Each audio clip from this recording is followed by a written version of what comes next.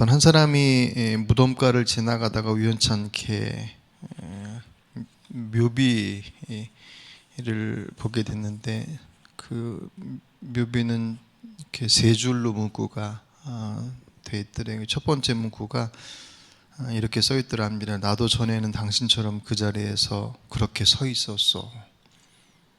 근데 그 비문을 보고 피식 웃고 나서 두 번째 비문을 문장을 보고는 그 웃음이 싹 사라졌는데, 그 두 번째는 나도 전에는 당신처럼 그곳에 서서 그렇게 웃고 있었어. 처음에는 그렇게 서 있었어 그러더니 그 다음에 나도 당신처럼 그렇게 웃고 있었어. 그리고 나서 세 번째 줄을 보고 나서는 옷깃을 여미게 됐대요. 세 번째 줄은 뭘로 되어 있냐면 이제 당신도 나처럼 죽을 준비는 하시오.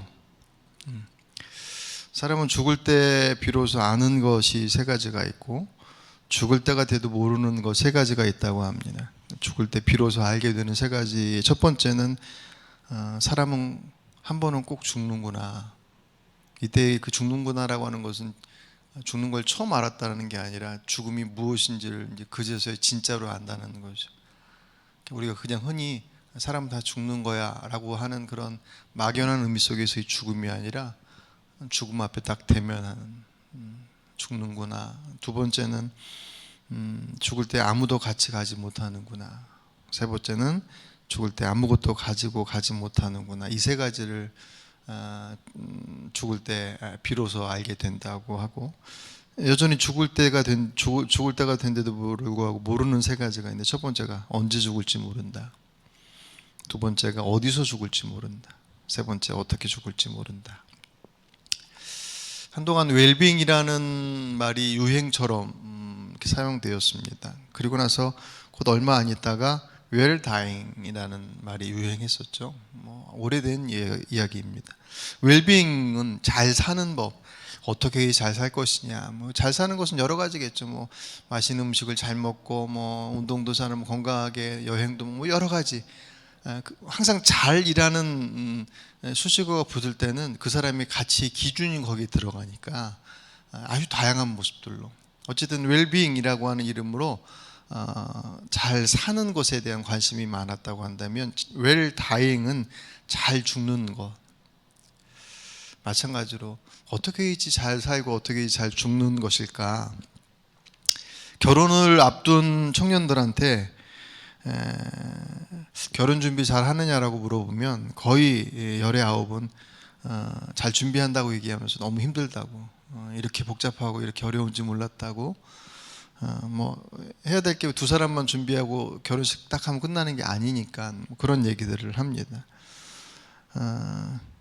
근데 그 대부분의 결혼 준비 잘 하느냐라고 하는 물음에 답하는 내용들은 다 거의 결혼식을 준비하는 것과 관련되어 있어요. 결혼식 앞뒤의 모습들. 정작 결혼 이후의 삶에 대한 것을 얘기하는 사람은 거의 없습니다. 물론 틀린 대답은 아니죠. 결혼 준비를 잘 되느냐라고 하는 것에 있어서 결혼식을 잘 준비하는 것도 대단히 중요하잖아요. 스몰 웨딩, 그래서 최대한 검소하게 자신들의 어떤 앞으로의 결혼 가정의 어떤 그 방향을 결혼식을 통해서 이렇게 이렇게 얘기하기도 하고, 어쨌든 중요한 부분인 것은 틀림없습니다. 하지만 결혼식을 잘 준비하는 것, 결혼식을 잘 하는 것이 결혼 이후의 삶을 잘 살 수 있다라고 하는 것을 보장하지는 못하죠. 그렇죠? 결혼식을 소홀히 할 수는 없지만 결혼식을 잘 준비한다고 해서 결혼 생활을 잘 하는 것이 아닌 것처럼, 웰다잉이라고 하는 것이 잘 죽는다라고 하는 것, 그 웰다잉 이야기를 가만히 보면 대부분 다 임종과 관련된, 어떻게 임종을 맞을 것이냐, 그리고 장례식을 어떻게 하고 제사회 그런 것과 관련되어진, 마치 결혼 준비 잘 하느냐라고 얘기할 때 결혼식이라고 하는 그것에 관심이 있는 것처럼, 웰다잉, 어떻게 하면 잘 죽는 것이냐, 죽음을 어떻게 잘 준비하느냐라고 하는 것에 대한 이야기들을 보면 거의 그 죽음에 관계되어진 그 현상과 앞뒤로의 얼마의 시간들, 그것과 연관되어 있는 것을 보게 돼요. 임종을 어떻게 맞이하느냐도 정말 중요하죠. 그 서울대병원 종양내과 허대석 교수라는 분이, 이분이 이제 종양내과니까 얼마나 그 암으로 인해서 고통받는 환자들을 많이 보셨겠어요. 30년 동안 무수히 많은 암 환자의 죽음을 가까이서 봤는데, 이제 의사로서 그런 거예요. 마지막까지 의미 없는 항생제를 투여하고 있어요. 뭐 가족의 입장이나 환자 입장에서는 마지막 끈이라고 생각하지만, 무의미한 항암제를 투여하고, 그리고 인공호흡기를 달고, 그렇게 하는 것이 최선의 죽음인 것처럼 생각하는, 뭐 그 안에는 분명한 어떤 절박함과 사정들이 다 있겠지만, 그런 것들을 이분은 의료 집착이라고 표현하더라고요. 오히려 그것이 사실은 환자를 더 고통스럽게 하는 것이다. 그러면서 이제 그분이 그 얘기를 해요. 의료 연명 의료 계획서 2018년 2월 달에 우리나라 연명 의료 결정법이 통과되면서 이제 말기 암 환자라거나 임종 과정에 있는 환자 본인은 분명 의사가 있어야 되고, 또 이제 법적 기준이 있으니까요. 그 환자가 연명 의료에 대한 본인의 어떤 의사를 계획서로 남겨놓는 거예요. 그 이름이 연명 의료 계획서예요. 그래서 만약 자기가 지금은 정신이 분명하고 자신의 의지에 따라서 이것을 써 내려가는데, 만약에 회복 불능 상태에 가게 될 거 아니에요. 어느 시점이 되면, 그때가 됐을 때 본인이 받을 치료의 범위를 미리 정해놓는, 우리 전에 그 사전 연명 의료 의향서라고 한참 얘기됐던, 이거는 좀 성격이 달라요.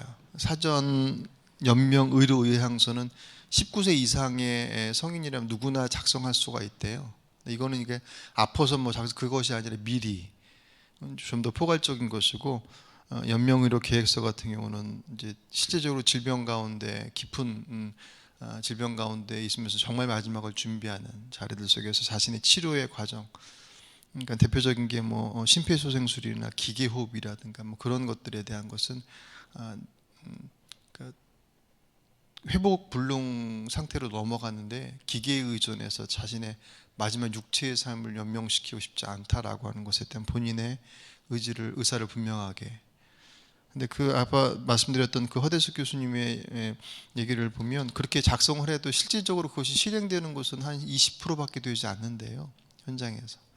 아직도 이제 우리 안에는 그런 게 있잖아요. 그래도 가족들은 가족대로, 또 환자는 환자대로 마지막 그래도 조금 더라고 하는 어떤 그런 부분들이 법적 절차에 대한 여러 가지 것들 속에서 여전히 법으로는 허용하고 있어도 잘 시행되고 있지 않다고 얘기합니다.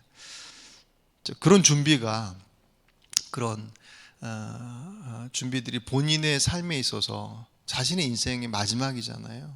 그 마지막을 뭐 이렇게 표현하면 좀 그렇긴 하지만 품위 있게, 그러니까 고통 속에서 본인의 의식은 이미 이렇게 떠나가 버렸는데 육체의 모습만 이렇게 연명하고 있는 그 모습들 자체가 자신의 마지막 삶에 대한 예의가 아니라고 생각하는, 물론 그것은 조심스러운 것은 틀림없어요.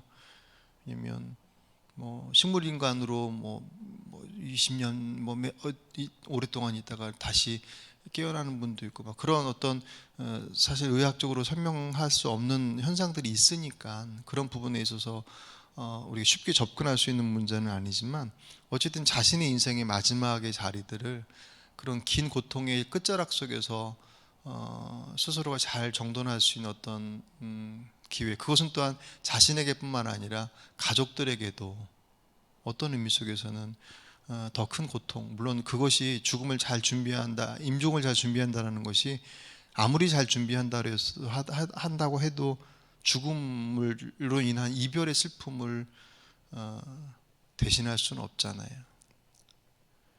대신할 수 없지만 어쨌든 그 마지막을 준비하는 것은 대단히 중요한. 근데 앞에 말씀드렸던 것처럼 결혼식을 잘 준비하고 치른다라는 것이 결혼 생활을 보장할, 좋은 행복한 결혼 생활을 보장할 수 없는 것처럼, 아무리 잘 준비된 임종 일지라도 그 임종의 준비가, 좋은 장례식이, 화려한, 모두가 다 함께하는 그 장례식이 그의 임종 이후의 모습을 보장해 줄 수 없다라고 하는 것은 틀림없는 사실입니다. 오늘 우리가 49장 후반서부터 50장 14절까지 읽었지 않습니까? 상세히 50장 전반부에는 야곱의 장례식 장면이 쭉 기록이 되어 있어요. 이집트의 국장의 규모예요. 보시면 그 야곱의 시신을 미라로 만들잖아요. 40일이 걸렸다고 그랬습니다. 그리고 70일 동안 애곡했어요. 그러니까 70일의 애곡 기간 안에 야곱의 몸을 미라로 만드는, 아무나 그렇게 하지 않거든요. 실제적으로 이집트 왕이 죽으면 73일을 애곡을 했다고 그래요. 애통의 기간은. 근데 70일이었으니까 거의 뭐 국장급으로 사실은 그 장례를 치른 것이지 않습니까? 무덤은 야곱의 유언대로 이집트가 아닌 그 할아버지와 아버지 가족들이 묻혀 있는 막벨라 굴에서 굴에 묻혀지기를 유언을 하고, 그 마지막 행렬은 이집트의 고관대작들, 온 가족들, 그리고 장례 행렬을 호위하는 기병까지 어마어마한 규모의 장례 행렬이 묘사되고 있습니다. 가나안에서 그 모습을 보고 애굽 사람이 큰 애통이다라고 얘기할 정도로 어마어마한 규모. 근데 사실 야곱의 인생을 생각해 보면 그 인생의 마지막에 장례 행렬이 그렇게 어마어마할 것을 사실 상상도 할 수 없잖아요. 그 인생의 출발부터 시작해서 그 여정들을 바라본다고 한다면, 그럼에도 불구하고 아무리 성대하고 국장의 규모로 치러진다 할지라도 야곱의 죽음의 의미를, 맞아, 야곱처럼 이렇게 마지막 얼마나 성대한 장례로 그 인생을 마감해 라고 하는 그것이 야곱의 죽음의 의미와 가치를 설명해 주지는 않습니다. 전혀 의미가 없다라고 얘기할 수는 없겠죠. 하지만 그것이 야곱의 죽음을 설명해 주는 데 있어서의 대표성을 갖기는 어려워요. 사실 장례식은 야곱 때문에 이렇게 성대하게 해준 게 아니라 요셉 때문에 그렇게 해준 거잖아요. 그죠? 저희 본문을 보면서 야곱의 죽음에 대한 부분들을 보면서 정말 야곱은 죽음을 잘 준비한 사람이다라는 생각이 들었어요. 자녀들을 다 불러놓고 축복했잖아요. 물론 우리가 어제 그제 보면서 축복의 내용이 어떤 거는 저주에 가까운 것도 있지만 모두가 다 하나님의 뜻에 따른 것들이었단 말이죠. 그래서 그들의 인생 앞에 어떤 삶을 살아야 할지에 대한 것들을 다 전하고, 그리고 마지막 자신이 묻힐 시신이 묻힐 그 장지까지도 분명하게 딱 얘기를 하잖아요. 근데 여러분 29절부터 32절까지 49장 29절부터 32절까지 보시면 그 부분을 되게 상세하게 기록해요. 막벨라고를 어떻게 사게 됐는지, 누구에게 사게 됐으며, 거기에 아브람부터 뭐 이렇게 쭉 설명이 29절부터 32절까지 쭉 설명한 다음에 나도 거기 묻어달라 이렇게 얘기를 합니다. 근데 사실 굳이 그렇게까지 설명할 필요가 있겠냐? 거기에 묻혀달라고 그러면 가족들도 다 알 텐데 굳이 그렇게까지 설명했을까 싶었는데, 이제 그런 거죠. 그곳이 아브라함과 이삭의 시신이 있고 야곱 자신도 그곳에 묻혀야 하는 이유는 그곳이 바로 하나님께서 약속하신 땅이기 때문에, 그것은 내가 지금 거기에 묻히는 것처럼 너희도 그곳에 가야 된다라고 하는 것을 분명하게 못 받고 있는 거예요. 막벨라 구엘에 대한 설명은 단지 장지에 대한 설명이 아니라 그들이 가야 할 곳이 어딘지에 대한 것들을 설명을 하고 있습니다. 그 자녀들도 와야 된다는 것을 의미하고 있고요. 그리고 마지막으로 자신 육신이 묻힐 곳에 대한 설명과 함께 자신의 영혼이 갈 곳에 대한 것도 언급하죠. 29절을 같이 보실까요? 49장 29절. 그가 그들에게 명하여 이르되 내가 내 조상들에게로 돌아가리니. 아멘. 별스럽지 않아 보이는 단어이긴 하지만 이 돌아가다라고 하는 단어가 히브리어로 아사프라는 단어예요. 죽음을 통해서 모이다, 합류하다라는 거예요. 내 조상대로 돌아가다. 우리는 그냥 이 장면이 사실 별스럽지 않잖아요. 죽으면 하나님 나라 가는 거니까 라고 하는 그것을 묘사한 것인데, 돌아가다라고 하는 표현이 죽음을 통해서 모이는 곳, 합류하는 곳이다라고 하는 그 의미를 통해서 육신이 죽어서 이 땅으로 돌아가는 것처럼 그의 영혼이 그 조상들이 있는 그곳으로 모인다라고 하는 그 얘기는 야곱은 죽음 이후의 모습을 분명하게 인지하고 있었다라는 거예요. 어떻게 보면 우리에게서는 별스럽지 않은 지식일지 모르겠지만 아까 처음에 그 묘비에서 얘기했던 것처럼 누구나 사람은 죽는구나 라고 할 때 그 죽음이라고 하는 의미가, 그 단어의 무게가 그냥 모두가 다 죽는 거야 라고 생각할 때 죽음이라는 단어와 정말 죽음이 문 앞까지 탁 왔을 때의 죽음의 의미는 전혀 다르지 않습니까? 여기서 제가 말씀을 드리지만 다 다르겠죠. 정말 어떤 사건이나 계기를 통해서 죽음의 턱밑까지 딱 갔을 때 죽음, 전 이 장면 생각하면 항상 생각나는 사람이 누구냐면 요나예요. 요나가 하나님한테 막 대들잖아요. 가서 니느웨 가서 복음을 전하라 그랬더니 자기들 민족 그렇게 다 죽이고 고통스럽게 어떻게 그러냐고 그러면서 오히려 그 반대편 4,000km로 떨어져 있는 스페인으로 도망가 버리지 않습니까? 그래서 배 타고 나서 자기 때문에 풍랑이 일어서 죽게 됐다는 것도 알고 다 알아요. 왜 지금 이 일을 당하고 있는지. 그럼에도 불구하고 요나가 거기서 끝까지 하나님 앞에 잘못했다고 얘기하지 않아요. 그 선원들한테 그러잖아요. 나를 빠뜨려 죽이면 이 풍랑 멈출 거야 라고 얘기를 해요. 그래, 빠뜨리라고 얘기해요. 그래 놓고 2장으로 딱 넘어가면 요셉의 기도 장면이 나와요. 어디서요? 고래 뱃속에. 우리가 흔히 그냥 고래라고 얘기하잖아요. 그게 고래일지 뭘지 모르겠지만 그건 중요하지 않고, 그가 그 속에 들어가서 죽음의 코앞에 탁 서고 난 이후에 그가 하나님 앞에 살려달라고 그래요. 그러니까 막 그 풍랑이 일어서 막 자기 때문에 이 모든 것들이 일어난다라고 얘기할 때 정말 기고만장하게 차라리 죽겠습니다라고, 나 던져라, 난 차라리 죽겠다라고 그렇게 어깨에 딱 힘주고 정말 자신만만하게 자신의 생명을 내던졌던, 스스로가 던진 건 아니라 선원들이 던지긴 했지만 어쨌든 그렇게 죽음 앞에 전혀 두려울 것 같지 않았던 그가 죽음의 문 앞에 탁 서고 나니까 하나님 앞에 살려달라고 그래요. 그게 죽음의 무게의 차이점들이죠. 야곱의 모습은 그런 의미 속에서 보인다면 죽음 이후의 모습을 분명히 인지하고 있었는데, 저는 이 장면을 보면 제일 야곱의 모습, 평안한 죽음 마지막을 기록하고 있음이 더 눈에 들어오더라고요. 33절에 보시면 야곱이 아들에게 명하기를 마치고 그 발을 침상에 모으고 숨을 거두니 그의 백성에게로 돌아갔더라. 아멘. 그럼 편안하게 이 땅을 마무리합니까? 온전한 정신으로 자녀들에게 모든 것을 얘기하고, 그리고 마지막 침상에서 다리 딱 모으고 마지막, 이것도 축복이지 않겠습니까? 그 어떤 죽음보다도 가장 평안한, 그러니까 죽음 이후가 내게서 얼마나 선명하냐는 사실은 죽음 앞에 서 있는 모습을 통해서, 그러니까 그 죽음 이후가 선명하다고 해서 슬픔이 없지 않잖아요. 그 슬픔은 지금까지 살아왔던 내 삶의 가족들과 삶의 환경들 속에서의 이렇게 이어져 왔던 그 인연의 끈들이 이제 잠시지만 이제 끊어져야 한다라고 하는 것에 대한 슬픔, 그죠? 그런 것들이죠. 하지만 공포하고는 다르죠. 죽음 이후가 무엇일지에 대한 것을 모르는 것 때문에 오는 두려움. 그러고 보니까 성경 안에 기록되어져 있는 믿음의 사람들의 죽음의 장면들은 정말 그냥 담담하게 기록되어 있어요. 주의 나라에 갈 것에 대해서 주님께서 부르시는 그곳, 조상들이 갔던 그곳, 그게 그냥 막연하게 죽으면 가게 될, 그냥 모두가 가게 될 그런 곳이 아니라 주님께서 예비하신 그곳, 그것이 어떤 신학적으로 잘 정리되어진 의미 속에서의 그것이 아니라, 그런 의미 속에서 야곱의 죽음이 잘 준비됐다라고 하는 것은 내용들 하나하나가 장례식을 어떻게 치를 것이냐라고 하는 임종에 관련되어진 것들, 물론 이제 장지에 대한 것들은 얘기했잖아요.